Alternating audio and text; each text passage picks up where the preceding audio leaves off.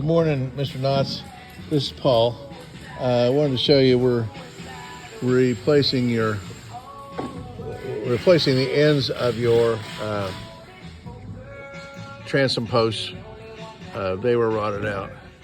So, and then I contemplated taking this next plank off the transom, but I didn't really want to because didn't want to have to get into the varnish and trying to match the varnish and stuff like that.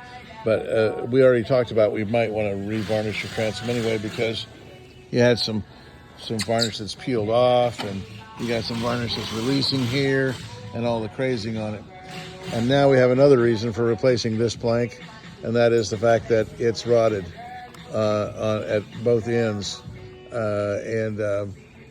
So it's okay shape, besides the ends, but it's rotted at both ends. So we're going to take this one off and then we'll end up replacing it. We can do on this side here, we can do some short planks, but because we got the same problem with this plank right here, and we don't want to leave that rod on, but we can short plank that, make about a 4 foot long plank, and short plank this. As a matter of fact, this is the plank that there's rot on right under the spray rail. So we'll replace those. But we're at kind of a unique opportunity, and that is that we replaced 11 frames on this side. We're not all done. We're not got them all cut in nice and neat and everything, but we've got them in, and we'll be straightening some of those other issues out when we put the chine on. So anyhow, we got 11 frames done. We have more frames that need to be done.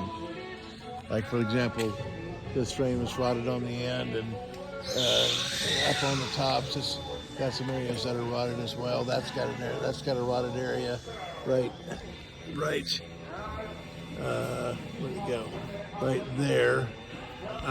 We've got all of so the deal is, by the time I cut the notches in the new frames for the notches for the battens, by the time I cut those, we could actually just go ahead and replace all of your frames.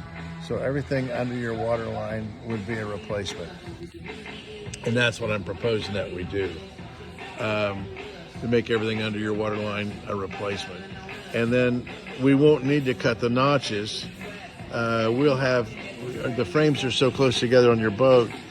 That's the way Century build them. Lots of frames, lots of white oak frames. And then compare that to the Chris Craft, for example.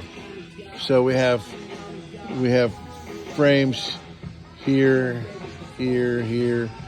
We have what's called intermediate frames here, which are similar to yours. This is a 1950 Riviera. So that's similar. You've got a frame that connects to a side stake, and then you have a frame that does not connect to a side stake, kind of an intermediate frame, and then you have a frame that connects to a side stake. There's really no reason to do the battens.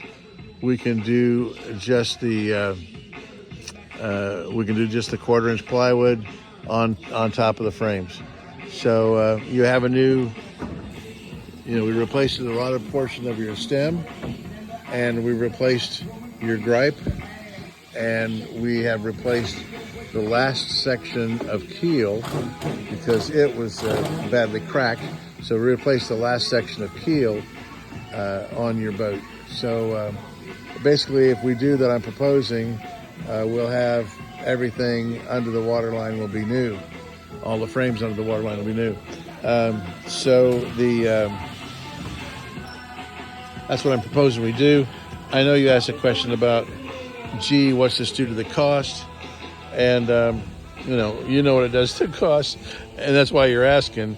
But you don't know to what magnitude it's affecting the cost. And I'm going to work on that piece. Yours is the first boat that I've actually decided to keep track of the individual elements, like bottom removal, frame replacement, and then our plank duplication and plank application, and then after that, the painting and filling the holes, screw holes, and painting. I've kept track of that. So I on the last boat, I kept track of what it costs to put the bottom on and what it costs to fill the screw holes, and so I know what that amount's going to be on top of when we get the frames done. And I believe we'll have the frames done. Might be a little bit of push, but we might be able to get the frames done by the end of this week. So, because we got all these other frames that we did in essentially about a week.